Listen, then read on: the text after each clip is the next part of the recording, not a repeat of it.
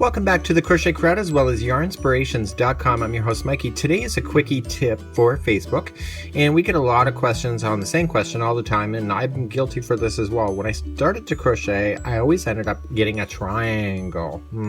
We know what happens there. Either we are skipping the last stitch or we're adding on to the last stitch. So I'm going to teach you this today on how I visualize this. You may not like the way I'm about to teach it, but that's okay, because if you want technical terms, you're on the wrong page anyway. So so let's begin. So what I want you to do is that here is double crochet, and I'm teaching you the way that it would be if you were in a live workshop with me. So I'm not formal in a live workshop, everybody knows that. So what you're looking at here is double crochet, and each one of these stitches is like an apartment building. So when I go to look at this, I'm seeing apartment buildings, and what I want to do is that I want to dance on top of the apartment buildings from one to another. So what we have to pay attention to is that apartment buildings, if we were to put one on top of each other, they are like building blocks. So what I'm going to do is I'm about to start. So I'm going to chain 3, and usually in the rules of crochet, unless it tells you otherwise, the chaining 3 counts as a stitch. So this apartment building that you see right here, well, here is the apartment building that is going to go right directly on top of it. So I look at these as apartment buildings stacking on top of each other. So a lot of people, when they go to have their blankets grow too much, they put in an extra one down right on the bottom here. So this means that this apartment building would then have 2 apartment buildings, and let me just demonstrate that. So a lot of people, what they do is they put in an extra stitch right in the very beginning like this, and then all of a sudden when you come back to this is that you're going to start getting bigger and bigger because you're adding into the wrong spot.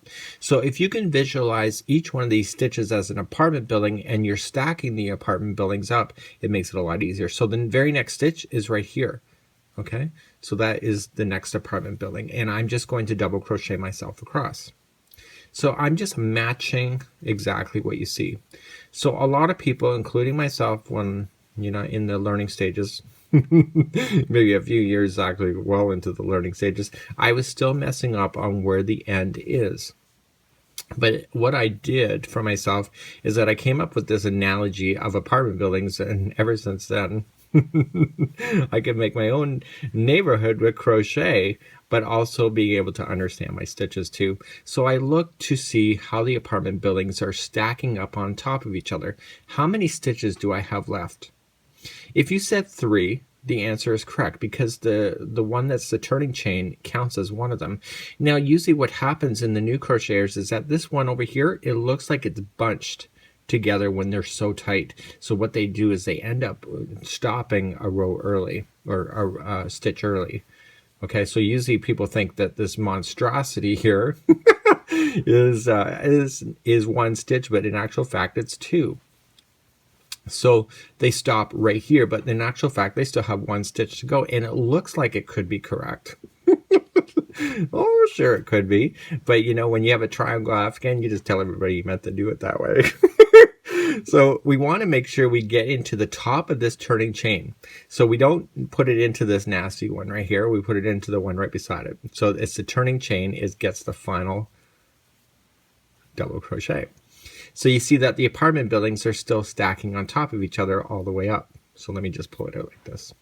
Okay, so when we go to turn our work, we just look at it the same way. So we want to put another row of apartment buildings. So 1, 2, 3. Okay, there's your apartment building. See, and it's stacking right up on top of the other ones, and the other one way down here, if that matters to you. So you know that the next apartment building is where you're going to start. So unless you intentionally really want to start growing out and adding extra stitches, then you always have to just do the same way. Now this is not always the same. This is only for double crochet.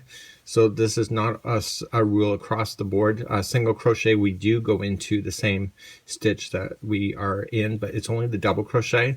And usually when people in the beginning stages are messing up on an afghan, they usually are doing the double crochet. So again, I'm coming into the very end. Okay, so what people do is they come into the end, and now I'm a loose crocheter, but don't tell anybody that, because I don't want any rumors spread around me.